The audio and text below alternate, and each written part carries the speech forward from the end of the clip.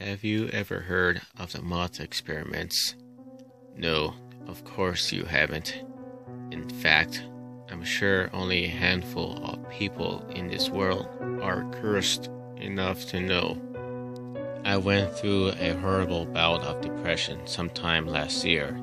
My mind went into this horrible state of loneliness and suicidal thoughts.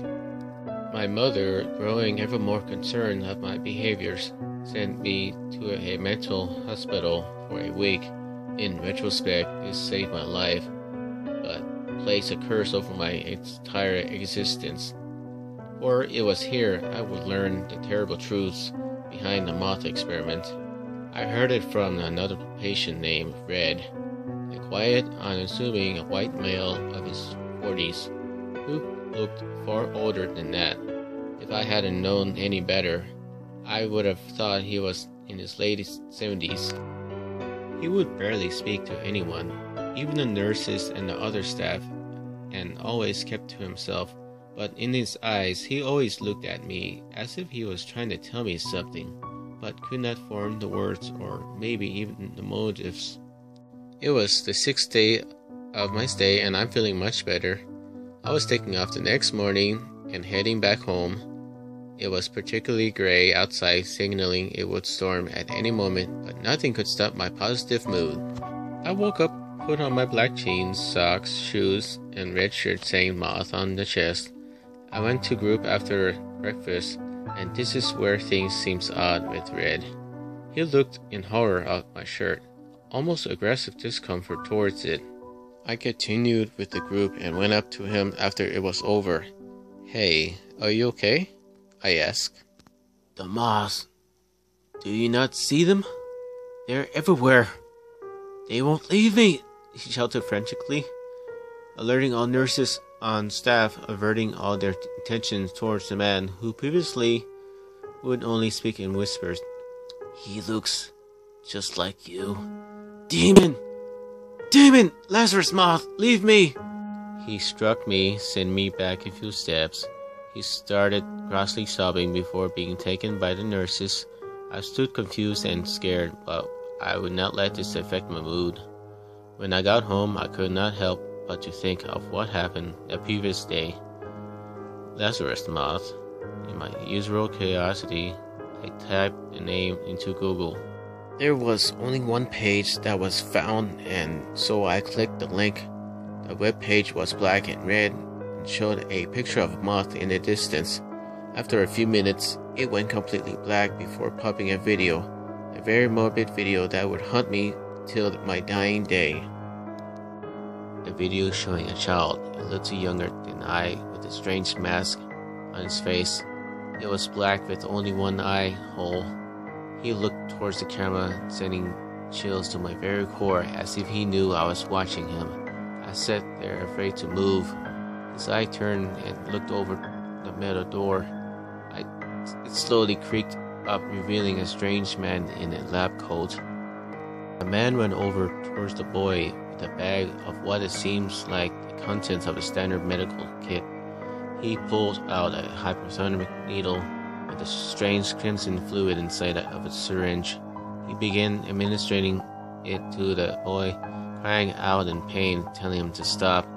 "Calm yourself, Lazarus," the doctor said calmly. "Now lift the box on your left." I stood in awe as the child named Lazarus lifted the wood box 10 feet from the ground. "Excellent progress, Lazarus. You are the most promising subject," the man said with an eerie smile. The thing took a turn for the worse as I saw the man freeze, whimpering, trying to let out something. "Stop this now." He stood for a few seconds before his back bent at a perfect 90-degree angle, echoing a loud snapping sound that I can still hear clearly. 3 men in all white ran into the room to restrain the child. The tape skipped ahead and showed a gruesome image of a bloody empty room with no bodies.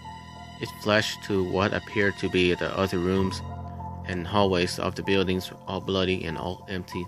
I jumped out of my seat when what appeared to be a reflection of me was a child without the mask, with one gray eye and the other completely white, popped up on the screen. It could be me in the video, which appeared decades old, dating back at the dawn of the invention of video cameras.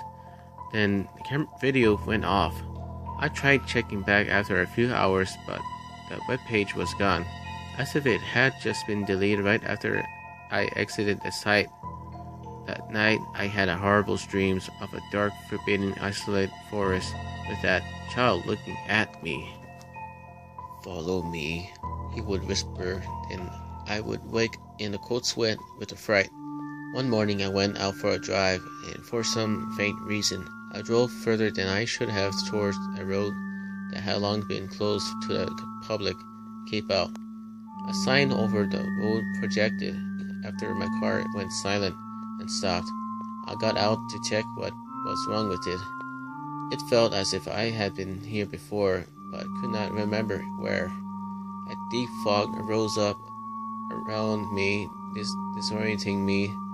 I walked 50 yards for help from anyone, then the fog lifted almost as abruptly as it appeared, and appeared nothing but forest. Then, as I stood paralyzed in fear, I knew where I had known this place. From deep within my nightmares, the images from the video and dreams popped into my mind, and from the corner of my eye I noticed a black liquid substance rising from the ground.